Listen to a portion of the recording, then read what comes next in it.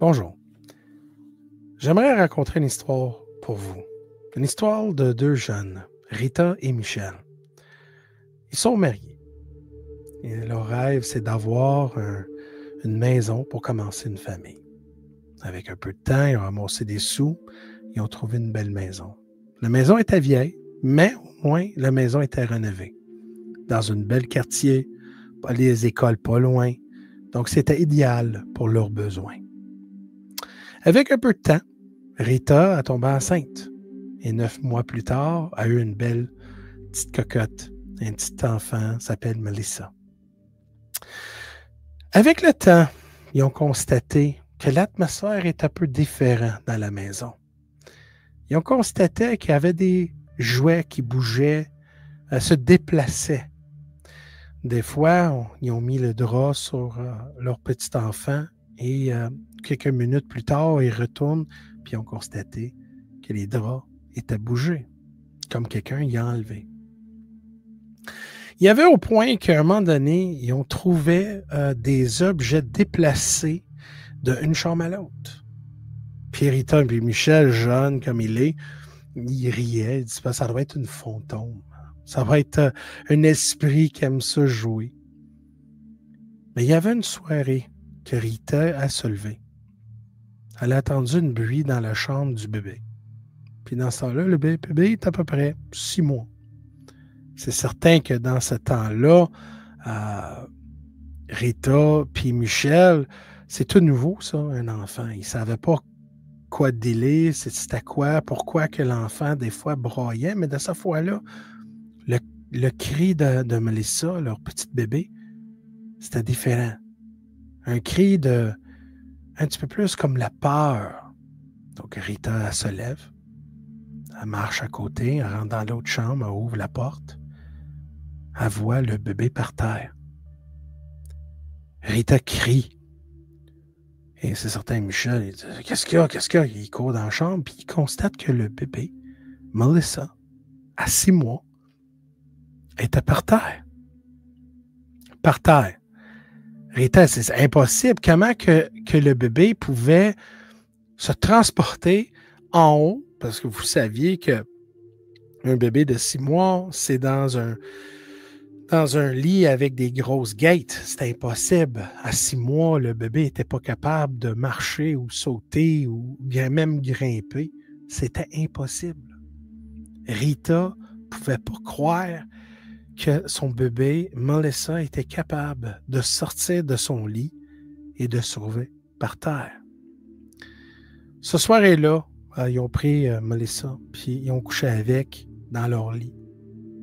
Le lendemain, Rita dit à Michel qu'ils vont aller acheter un caméra. Vous saviez, hein, des fois, dans ce temps-là, dans les années 90, c'était... tu peux l'écouter, mais aujourd'hui, on a des caméras. Et souvent, ces caméras, ils ont une puce pour enregistrer justement la soirée ou l'observation sur l'enfant. Donc, Michel il ramasse une caméra faite pour ça, justement, de bébé, haut de gamme. Et puis, ils ont été capables d'enregistrer tout. Donc, s'il y a quelque chose qui se passe avec Melissa, le bébé, ben c'est certain qu'ils vont le trouver. Puis encore, ces jeunes-là riaient. Ils trouvaient ça un peu inquiétant. Je dis, comment ça peut être explicable que Rita a dit, ça peut être explicable. Écoute, ça pourrait, on ne sait jamais, là, des fois, quelque chose n'est pas qu'est-ce que ça a de l'air. Donc, ils ont dit, pour parler de sécurité, on va mettre la caméra.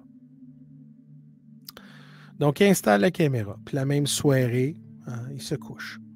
Puis le lendemain, t'es tout excité. Hein, on veut voir ça. Ils ont checké. Absolument rien. Absolument rien. Rien du tout. Rien du tout. Donc, à peu près une couple de journées, eux autres, à un moment donné, il n'y a rien sur la caméra. C'est une situation isolée. C'est pas important. 2 semaines plus tard, Rita se lève le matin, commencer la journée, faire son café. Après ça, on va faire le biberon, on va changer la couche. Elle rentre dans la chambre. Elle constate que dans la chambre, la caméra qui était positionnée vers l'enfant était par terre. Elle trouve ça bizarre. Comment ça que c'était par terre comme ça? Elle trouvait ça weird. Peut-être, je ne sais pas, peut-être ça arrive, c'était mal placé, je ne sais pas. Là, elle dit ça à Michel. Elle dit, Michel, la caméra était par terre. Il dit, hein, OK, on va checker ça après. Donc, là, ils ont mis ça à sa glace. Puis, ils ont carrément oublié. Donc, la fin de la soirée, ils arrivent. Puis, après travailler, Rita est là. Rita est blanc en face. Michel, il dit, qu'est-ce qu'il y a? Qu'est-ce qu'il y a? Il dit, j'ai vu la caméra. Elle dit, tu ne croirais même pas qu'est-ce que j'ai vu. Rita, blanc. Michel, qu'est-ce qui se passe? Michel, vérifié. Michel, il sent mou, ils ne savent pas quoi dire. Donc, quand ils regardent la caméra, l'enregistrement, il voit clairement que Melissa, le bébé, en train de coucher comme un beau bébé cute. Tout d'un coup, il voit une masse, un petit boule blanc passer devant la caméra. Et tout d'un coup, le bébé a commencé à se lever. Se lever. Comme quelqu'un était en dessous. Il poussait le bébé vers le haut. Encore toujours endormi. Il reste là, flotte un peu et retourne. Et tout d'un coup, la caméra tombe par terre. L'enregistrement arrête là. Les deux sont peur. Les deux ne savent même pas quoi faire. Ils ne savent même pas qu'est-ce qui est arrivé. Pour eux, là, il y a quelque chose qui a touché notre enfant. On ne voit pas c'est qui. On voit une masse blanche qui passe devant la caméra. Après ça, ils ne savent même pas c'est quoi. Donc, ce soir-là, ils ont fermé la porte. Et puis, ils ont gardé la caméra allumée. Mais cette fois-là, Melissa, le petit bébé, a couché dans le même lit que Rita et Michel. Si quelque chose va arriver, c'est certain que ces deux-là, bonne chance, parce qu'ils sont là, puis les deux ne se couchaient pas. Là. Les deux, ils avaient peur, ils étaient très concernés. Qu'est-ce qui t'a touché à son enfant pour sortir, de se lever, l'enfant? Tout un coup, il entend un bruit à l'intérieur de la chambre, comme quelque chose qui bougeait. Et tout un coup, il entend une voix d'une femme. Une femme qui parle un peu. Puis elle dit, t'as entendu ça? Oui. Puis tout un coup, bang, bang, bang, sur la porte. Les deux sont gelés de peur. Après ça, pas de bruit. Ils ont resté debout jusqu'à quand le soleil se levait.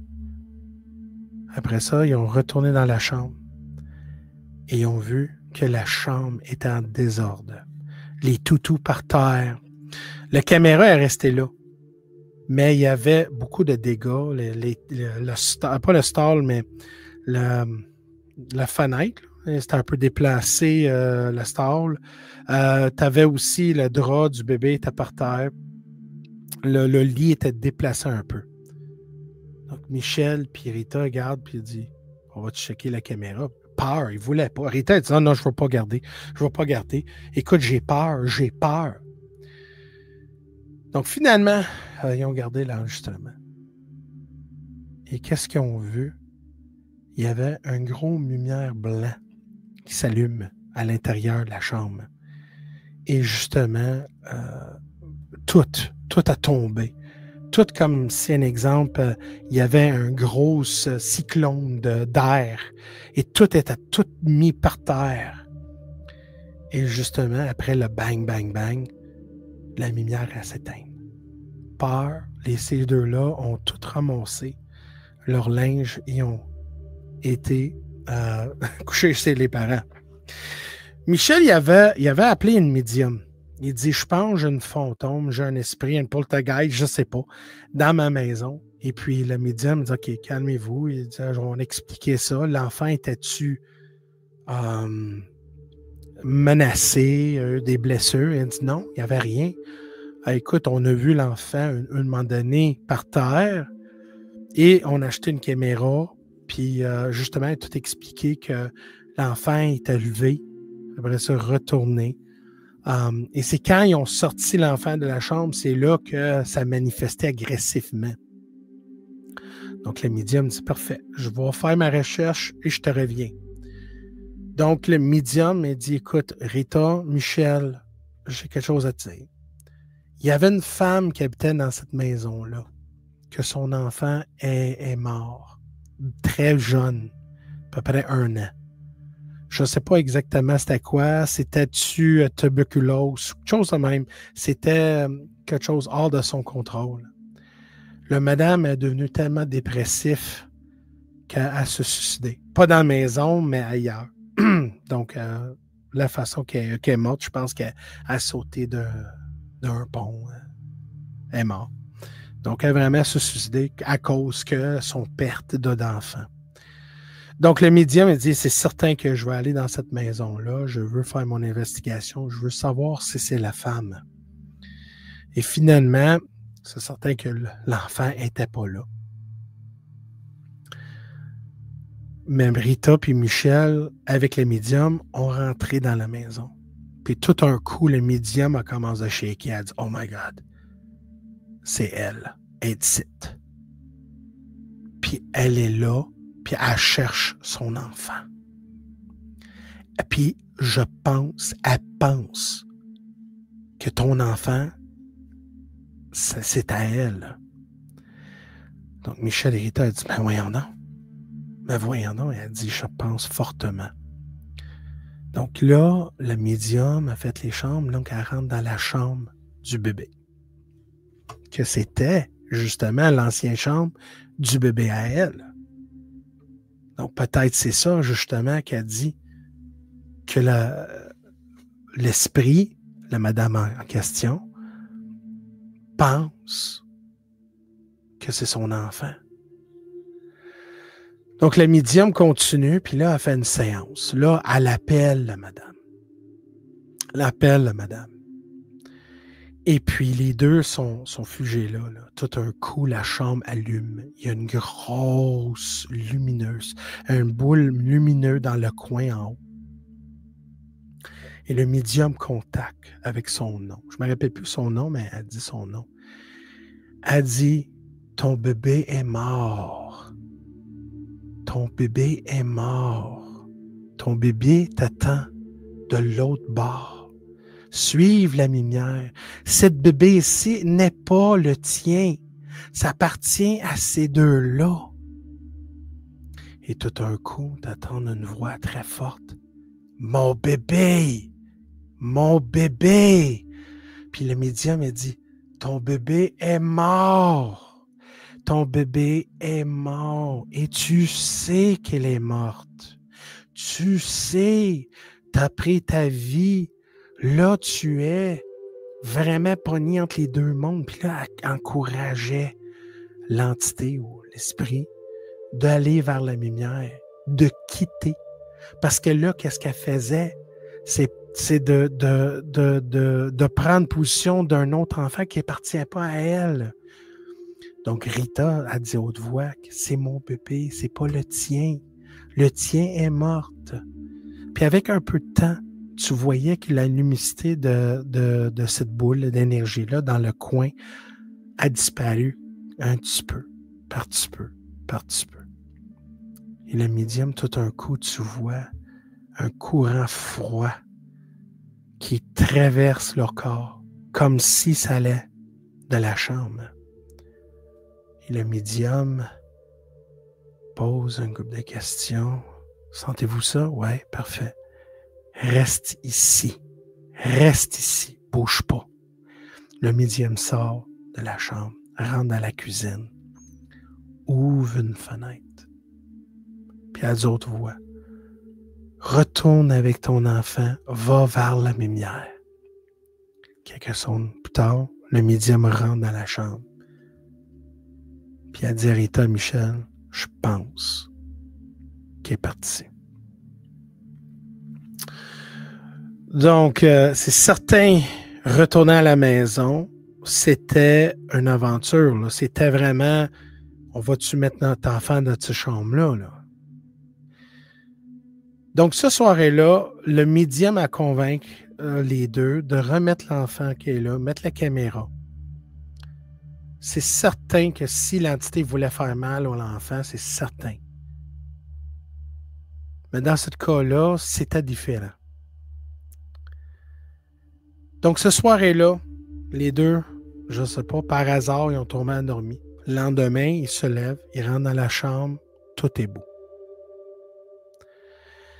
Par contre, ils ont checké la caméra une autre fois, puis là, ils ont constaté qu'ils ont vu la même boule venir et ça n'a pas resté. Après ça, ça a disparu. Rita dit à Michel, on va appeler le médium encore parce que je pense qu'elle n'a pas compris elle n'a pas compris que c'est pas son enfant. Puis là, la médium a dit, attends, peut-être on a fait du bien, là. Parce qu'après ça, 1 semaine, 2 semaines, 3 semaines, 4 semaines, 1 an, 2 ans, il n'y avait plus rien. Donc, ça fonctionnait. Donc, le médium, après un couple d'années, on a appelé, il dit, puis, comment c'est? Rien du tout. Il n'y a rien sur la caméra. La maison, la vibration a changé. C'est plus lumineuse, c'est plus ouvert. On sent bien. On n'a pas eu aucun événement avec notre petite fille. Donc, le médium a dit, je pense qu'elle finalement est venue cette fois-là pour constater que ce n'était pas son enfant. Donc, des fois, les échos de la passée, des fois, ça ramène.